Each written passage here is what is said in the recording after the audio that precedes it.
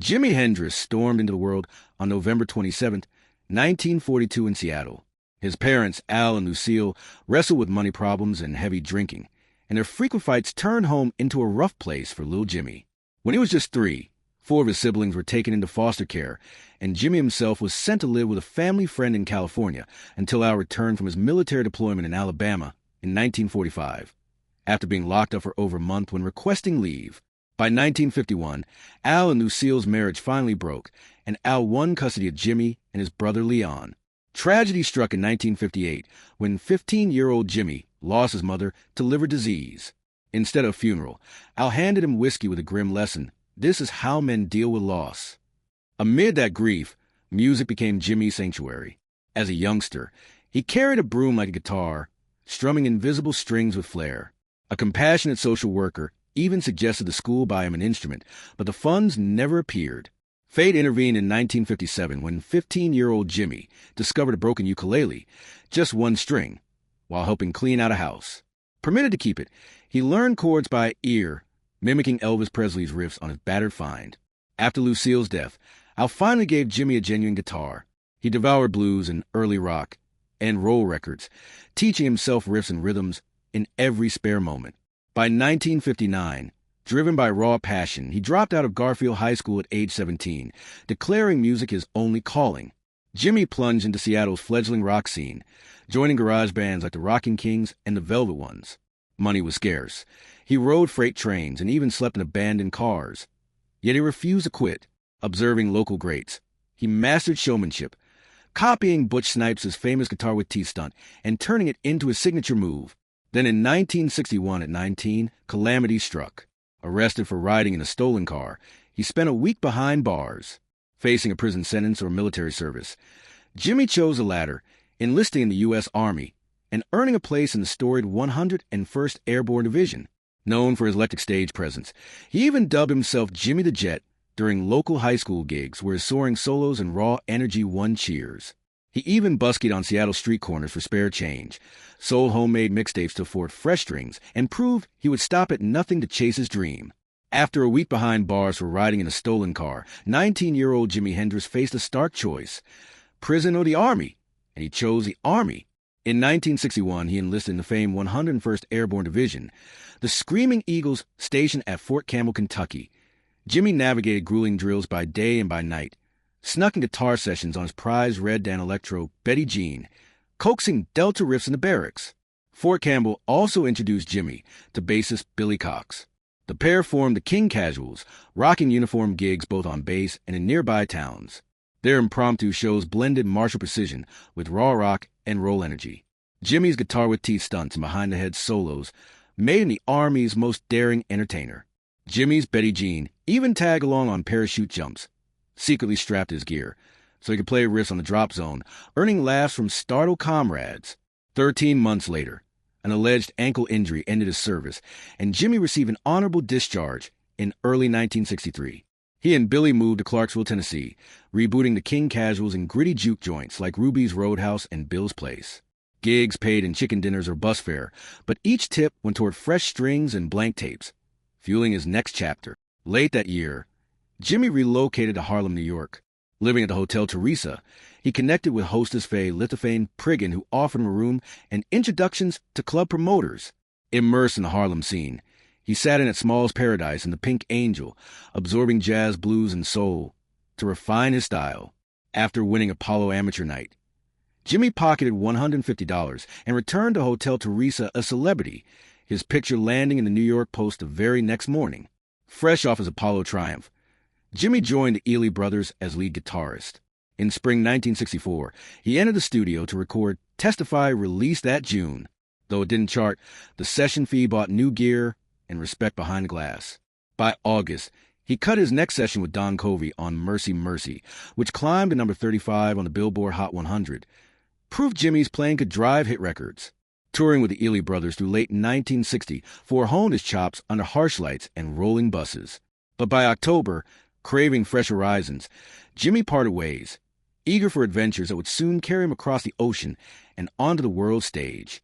After leaving the Ely Brothers in early 1965, Jimi Hendrix joined Little Richard's touring band The Upsetters and headed west to Los Angeles. There he laid down fire guitar tracks on Richard's single, I Don't Know What You've Got, But It's Got Me, a raw, honking R&B romp released on VJ Records that briefly crackled at number 92 on the charts. Backstage camaraderie gave way to creative clashes. Jimmy's flashy stage moves and Little Richard's stormy temperament often collided, but the sessions sharpened Jimmy's studio instincts and raised his profile in Hollywood. While in L.A., Jimmy connected with singer Rosalie Brooks, who invited him to play on her single My Diary, backed with UT, both penned by Arthur Lee. Working alongside Lee and cutting tracks in cramped studio booths, Jimmy absorbed new songwriting approaches and experimented with wah-wah textures that foreshadowed his later psychedelic leanings. The L.A. heat and electric atmosphere fueled his thirst for sonic adventure. In July 1965, an early TV moment arrived on Nashville's Night Train show. Backing vocalist Buddy and Stacy on the soul-powered instrumental Shotgun, Jimmy appeared on film for first time, his behind-the-head flourishes visible for fans to savor. That clip remains the earliest known live footage of his act.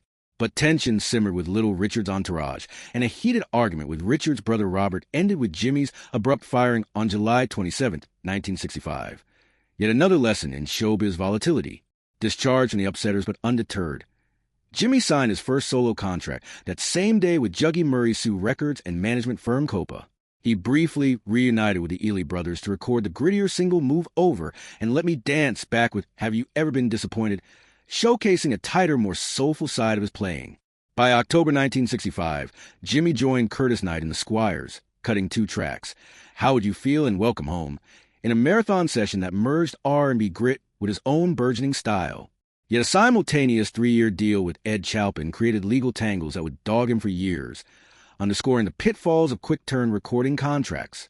Still hungry for growth, Jimmy moonlighted on other LA sessions, touring with Joey DeMona and the Starlighters, backing sax man King Curtis, and adding fire licks on Ray Sharp's 2-part single Help Me. He also earned his first songwriting credits in 1966 with instrumental cuts Hornet's Nest and Knock Yourself Out under the Curtis Knight banner, evidence he was more than a hired hand. In February 1966, he formed Jimmy James and the Blue Flames, recruiting teenage phenom Randy California on bass. With Cavalier-esque swagger and a band tight as a drum, they turned village clubs like Cafe Who and Cafe Ogo into launch pads for their unique brand of blues-driven rock.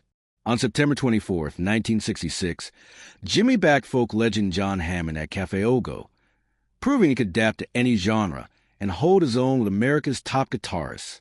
That village crucible honed his sound from raw R&B sideman into fearless bandleader, ready for the next chapter that would take him straight into London's swinging scene. On September 24, 1966, Jimi Hendrix landed at London Airport with little more than a guitar, some hair curlers, and 40 borrowed dollars. The terminals had just been renamed Heathrow, and Jimmy felt both lost and electrified. He was determined to make the city his stage.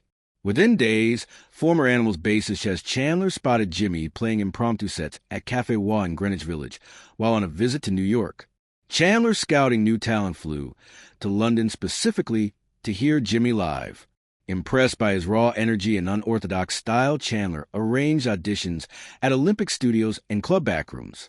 Chandler's first recruitment was Noel Redding, a bassist whose melodic instincts perfectly complemented Jimmy's fiery licks.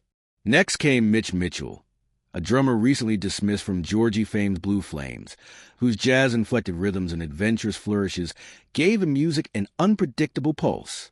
With Chandler producing the quartet, was ready to ignite the London scene. To mark this radical rebirth, Chandler suggested a bold flair, changed Jimmy to Jimmy. The single-letter shift created a unique identity and visual hook that set him apart on concert posters. Overnight, Jimi Hendrix evolved into Jimi Hendrix, a name as electrifying as a sound. On October 6, 1966, Jimi Hendrix took the stage at the Cafe Whiskey A Go-Go, backed by Redding and Mitchell. He tore through a blistering set of blues rock that stunned the packed crowd. Word spread like wildfire. London's club owners clamored for more. Within weeks, the newly christened Jimi Hendrix Experience was headlining venues from a marquee club to Eel Pie Island. Their rehearsals at Olympic Studios birthed the first recording session for the Experience. Jimmy cut the demo for Hey Joe, with Chandler guiding the arrangement. Released in December 1966, The single soared to number 6 on the UK charts, cementing Jimi's status as a rising star. By January 1967, the Experience returned to the studio to record Purple Haze and The Wind Cries Mary, tracks that fused Jimi's psychedelic flair with Mitchell's loose drumming and Redding's solid grooves. These songs climbed the charts and reshaped rock music, showcasing Jimi's revolutionary fuzz tones and adventurous chord progressions. As spring arrived, the Experience embarked on sold-out tours across Britain, headlining the Monterey Jazz Festival and capturing international headlines. Their explosive live act, Jimi's behind-the-head solos, Redding's thunderous bass runs, and Mitchell's jazz rock fusion, redefined what a rock band could be. In less than 6 months, Jimi Hendrix transformed from a penniless guitarist into a global phenomenon. Chandler's vision, the Experience's chemistry, and Jimi's fearless creativity fused to launch one of rock's most enduring legends. When Jimi Hendrix formed his Experience with Chas Chandler, Noel Redding, and Mitch Mitchell, they wasted no time making waves. Within a week of his London arrival, the quartet joined French rocker Johnny Hallyday for a 4-gig mini-tour across France. Back in England on October 23, 1966, they hit Delane Lea Studios to record their debut single, Hey Joe, seizing an electrifying moment less than a month after Jimi's first Heathrow touchdown. Recording Hey Joe wasn't smooth sailing. Their blistering Marshall amps overloaded the studio's delicate wiring, sending sparks through the mixing desk. Jimi, green to lead vocals, later admitted he was petrified to hear his own voice on tape. Yet with Chandler's steady hand at the console, they captured the raw, urgent take that would rocket them into legend. 2 weeks later, on November 2nd, they laid down Stone Free, Jimi's first self-penned track. Chandler had urged him to write originals. Royalties were the path to real independence. So Jimi summoned a snarling riff and defiantly free-spirited lyrics in a single session. That gritty B-side perfectly complemented the haunting drama of Hey Joe.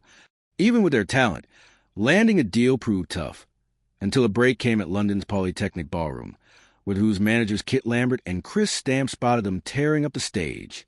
Impressed, they signed the Experience to Track Records. Because Track lacked pressing plants, Polydor stepped in, releasing Hey Joe on December 16, 1966. Within days, Hey Joe exploded onto the UK charts at number 41, soon climbing to number 6 and staying in the top 10 for weeks. Televised sets on Ready, Steady, Go and Top of the Pops turned the foursome into overnight sensations.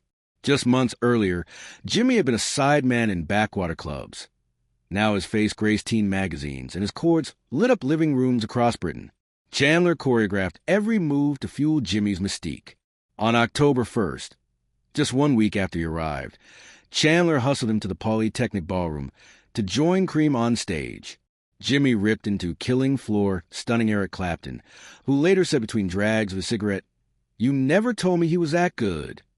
A moment immortalized in rock lore. By mid-November, the Experience settled into a flat at 34, Montague Square, with Jimi's girlfriend Kathy Etchingham and Chandler himself. Owned by Ringo Starr, the Georgian townhouse buzzed with creativity. Nights at the Scotch of St. James, near Buckingham Palace, saw the Beatles, the Rolling Stones, and other stars gathering to hear Jimi's boundary-shattering solos. Chandler had achieved his goal. In just 2 months, the Experience was London's hottest act. Yet beneath the acclaim, creative tension simmered. Jimi demanded freedom on every amp knob and mix slider, and Chandler's calm guidance kept the experiments on track, setting the stage for the groundbreaking sessions to come. By early 1967, Jimi Hendrix was in fierce pursuit of his sonic vision. But even his trusted producer Chas Chandler struggled to rein him in. During the initial Are You Experience sessions at Olympic Studios, Chandler asked Jimi to dial down those screaming Marshall amps. They were frying the mixing desk. Furious, Jimi erupted, "I can't cut my sound in half. I might as well head back to New York." Chandler, ever the diplomat, calmly slid Jimi's return ticket and passport across the console and dared him, "Go ahead, off back to America." Jimi paused, laughed, and replied, "All right, you call my bluff." With that tension diffused, they found a balance. Chandler provided structure, but Jimi's raw power ruled the mix. On June 18, 1967, at the Monterey Pop Festival, the Experience faced a pivotal moment. In America, most still didn't know Hendrix's name, but Jimi planned to change that. As the Who smashed their instruments, Jimi felt the stakes rise. He borrowed lighter fluid from a stagehand, tucking the bottle behind his Fender Stratocaster amp. When it was his turn, Rolling Stones founder Brian Jones introduced him to the dawn-lit crowd of 50,000. Jimi set Bill from Smolder to Inferno. For the climax, he knelt, poured lighter fluid over his Strat, and ignited it with a single match. Flames roared. He smashed the burning guitar 7 times, hurling its charred remains toward the audience. Photographer Ed Carpenter captured the iconic shot. Guitar blaze, Jimi's silhouette etched in orange. That incendiary finale didn't just close his set. It lit his legend on fire. The Monterey stunt exploded Hendrix's fame overnight. Music writer Robert Christgau later observed that Jimi's performance unveiled a guitar style so revolutionary no one has matched it since. Within days, Hendrix was rebooked for U.S. tours and press raved that he'd redefined rock spectacle. Buoyed by Monterey's roar, Hendrix and Chandler dubbed back into the studio. The fierce independence Jimi wielded on stage now demanded equal weight behind the glass. Chandler's calm guidance paired with Jimi's untamed imagination, forging the sessions that would birth Purple Haze and The Wind Cries Mary. Monterey Pop remains a fulcrum of Hendrix's ascent. His guitar pyro ritual symbolized a break from convention, an ultimate declaration that music is performance art, not just sound. On May 12, 1967, barely 7 months after Hey Joe erupted on charts, the Jimi Hendrix Experience unleashed their debut LP, Are You Experienced? In the UK, this record didn't just arrive, it exploded.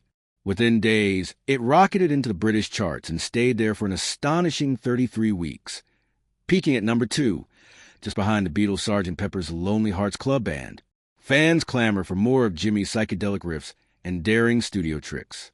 The original UK tracklist surprised listeners. It omitted Purple Haze, Hey Joe, and The Wind Cries Mary, instead featuring deep cuts like the slow burn blues of Red House, which showcased Jimi's soulful roots. That bold lineup proved Hendrix wasn't a one-hit wonder. He was a visionary. On August 23, 1967, Reprise Records rolled out Are You Experienced? In the U.S. with a fresh psychedelic cover by artist Carl Ferris. This American edition swapped Red House, Remember, and Can You See Me for the explosive singles that had already dazzled British ears. Purple Haze, Hey Joe, and The Wind Cries Mary, listeners flipped for the new track's rangy fuzz tones and adventurous chord changes. Though Purple Haze peaked modestly at number 65 on the Billboard Hot 100, the album itself became an underground sensation on FM radio. DJs spun side twos winding solos late into the night, turning the LP into a cult classic. Reprise's gamble paid off. Are You Experienced? Climbed to number 5 on the Billboard album chart and astonishingly lingered for 106 weeks. 76 of those in the top 40. On the R&B chart, it held at number 10 for 70 weeks, proving its cross-genre appeal. Reprise poured $20,000, a colossal sum in 1967, into promoting Are You Experienced?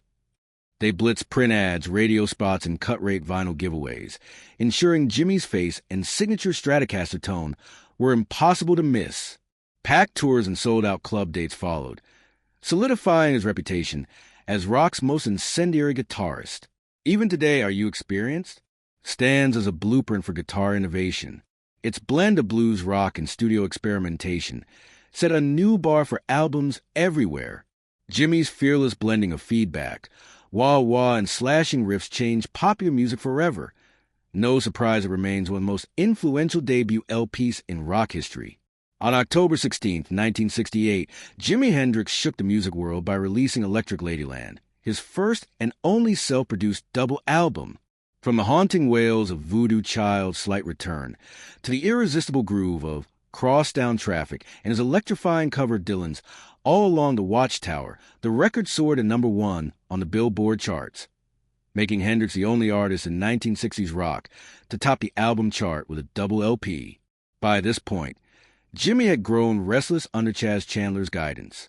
Determined to control every sonic detail, he amicably parted ways with Chandler and manager Michael Jeffrey, choosing artistic freedom over old loyalties. With newfound autonomy, Hendrix dove headfirst into production, layering multi-track guitars and unorthodox studio effects that redefined rock's possibilities. In 1968, Hendrix and Jeffrey purchased New York's Old Generation Club in Greenwich Village, initially planning a performance venue. But the staggering cost of studio time, nearly $300,000 per year, sparked a bolder plan to build Hendrix's dream studio. He envisioned a space as imaginative as his music. Architect John Storick was tapped to bring that vision to life. Storick crafted rooms with no sharp corners, round porthole windows, and soft-colored lighting. Walls bloomed with vibrant murals and flowing curves, all intended to cocoon artists in a creative atmosphere. Hendrix insisted on comfort and inspiration at every turn, ensuring the studio felt like a sonic playground. Yet dreams come at a price. Electric Lady Studios ballooned to nearly $1 million and ran well over schedule. Hendrix, ever perfectionist, tweaked control rooms and re-angled monitors until he found the perfect vibe, delaying the opening but guaranteeing a uniquely Hendrixian space. On June 15, 1970, Hendrix hosted a private jam in the unfinished control room. Joined by Traffic Steve Winwood and Chris Wood, he tested equipment and demoed new ideas, sketches of songs that would never see official release. The session crackled with experimental energy, offering a glimpse of the studio's potential even before its doors officially opened. 2 months later, on August 25, 1970, Electric Lady Studios welcomed its first paying clients. State-of-the-art consoles, custom tube-driven preamps, and Hendrix's own FX room beckoned artists eager to tap into his sonic blueprint. The studio instantly became a magnet for legends, whose work would further cement Hendrix's legacy behind the glass. Ironically, Hendrix never returned to fully enjoy his creation. As the studio doors opened, he was back in London preparing for overseas dates, unaware he'd never walk its hallways again. Electric Lady stood as his final testament to innovation, a temple of sound built by a man always chasing the next horizon. Electric Lady Studios outlived its creator, hosting generations of artists from Led Zeppelin to Stevie Wonder. Its design philosophy, merging comfort imagination and cutting-edge tech, became the gold standard for boutique studios worldwide. Hendrix's dream had become a living monument to artistic freedom. On June 29, 1969, the Jimi Hendrix Experience took its final bow at the Denver Pop Festival in Mile High Stadium. Packed with 18,000 fans each day, the 3-day event featured Joe Cocker and Creedence Clearwater Revival, and Hendrix was billed to close the show. Moments before his set, Jimmy publicly introduced Army buddy Billy Cox as his new bassist, blindsiding Noel Redding and Mitch Mitchell. As Hendrix and the band ripped into their set list, 2,500 frustrated fans shut out the sold-out show stormed the gates. Tensions exploded into a riot, and police deployed tear gas, some drifting back onto the stage. Amid the chaos, Hendrix and his band bolted in a panel van as panicked crowds surged. Mitch Mitchell later recalled fearing for their lives as the vehicle's roof buckled under pressure. By next morning, Noel Redding flew home, signaling the end of the original Experience lineup. Just over 6 weeks later, on August 18, 1969, Hendrix performed at Woodstock, arguably the most iconic festival in history. Scheduled to close on Sunday night, delays pushed the set into the early hours of Monday. When Hendrix finally mounted the stage at 8 a.m., only 30,000 of the original 400,000 remained. Manager Michael Jeffrey feared Hendrix's rendition of the Star-Spangled Banner might spark outrage, citing the Dallas riots of 1968. Yet Jerry Morrison persuaded him to proceed. Armed with a Stratocaster, Hendrix channeled war's chaos into sound. His guitar wail-bombed like shrieks, military snare rolls and piercing feedback warped the anthem into a haunting sonic collage. The crowd fell silent, transfixed by the audacious reimagining of a patriotic hymn. Woodstock cemented Hendrix's legend in America overnight, proving that art and shock could fuse into a single electrifying moment. By 1966, LSD had become Jimmy's secret muse, unlocking visionary ideas he craved to translate into music. He first tried acid that year, and soon wove its surreal imagery into his riffs and studio experiments. On stage at Monterey, he was already chasing those hallucinatory highs, picking feedback loops like dream fragments. At Woodstock, those same psychedelic currents fueled his warped anthem, making performance as much a mind-bending ritual as a concert. Yet alongside acid, Hendrix leaned on a cocktail of marijuana, amphetamines, and cocaine to sustain marathon tours. Alcohol also shadowed his rise. Friends noted that once Hendrix drank, he could turn violent. In July 1962, he'd spent his army savings on a single binge and joked about his foolishness, long before fame piled on pressure. On May 3, 1969, Hendrix was arrested at Toronto Airport after customs found heroin and hashish in his luggage. Held on $10,000 bail, he defiantly played Maple Leaf Gardens at night, changing lyrics on Red House to quip, "Soon as I get out of jail, I want to see her." When convicted of possession on May 5th, he faced up to 20 years, but after a 3-day trial in December, a Canadian jury exonerated him. Emerging smiling, he held up a peace sign and declared, "Canada has given me the best Christmas present I ever had." While on tour in Sweden on September 3, 1970, Jimi was met at Gothenburg Airport by Eva Sundquist, who claimed he'd fathered her son James, born January 5, 1970. She insisted they'd been together during his Stockholm concert in January 1969. Already drained by touring and substance use, Hendrix was shaken by the allegation and struggled during that night's show, forgetting lyrics and wandering through songs. In London on September 17, 1970, Hendrix and girlfriend Monica Damon returned to her flat in the Samarkand Hotel after a late party and wine-fueled conversation until 7 a.m. Sometime afterward, Jimi took 9 Vesperax sleeping pills, 18 times the normal dose, to combat exhaustion and illness. Monica later said they'd talked until dawn and then slept. At 11:18 a.m. on September 18th, an ambulance arrived. The gas fire in the apartment still burned, and Hendrix lay unconscious, airways blocked by vomit. Paramedics tried in vain to revive him. He was pronounced dead at 12:45 p.m. at St. Mary Abbott's Hospital. Surgeon John Bannister later noted red wine flooding Hendrix's lungs and stomach, yet toxicology showed little alcohol, raising questions over whether he drowned on the way to the hospital. In 1992, Scotland Yard reopened Hendrix's death inquiry, interviewing witnesses and re-examining the scene. Yet in 1993, authorities closed the case again, citing no new evidence. To this day, the exact circumstances remain shrouded in mystery, another layer added to Hendrix's mythos. Decades later, Jimi's legacy was honored anew. On March 18, 2025, Washington State awarded him its Medal of Merit, the highest civilian accolade. At Olympia's capital, Governor Bob Ferguson hailed Hendrix as one of the most influential guitarists of all time, passing the medal to Jimi's family and the Museum of Pop Culture, where a permanent Hendrix exhibit now stands. Meanwhile, the Experience Hendrix Tour, paused during the pandemic, returned in March 2025, celebrating his songs across North America. Kicking off at Chicago's theater on March 21st and wrapping April 12th at Atlanta's Fox Theater, the tour featured luminaries like Kenny Wayne Shepherd, Eric Johnson, Marcus King, and special guest Buddy Guy, and 88-year-old blues legend Hendrix, once called an influence, making his final bow in tribute to Jimi. Electric Lady Studios still operates today, a living monument to Hendrix's vision. From Led Zeppelin and David Bowie to Stevie Wonder and Questlove, generations of artists have passed through its curved halls, drawn not only by the gear, but by the spirit Hendrix etched into its walls. Though his life was tragically brief, Hendrix's impact spanned genres, continents, and decades. He redefined guitar, not as an instrument, but as a voice, a flame, and a battlefield. He took music to the edge of noise, fire, and feeling, and never once looked back.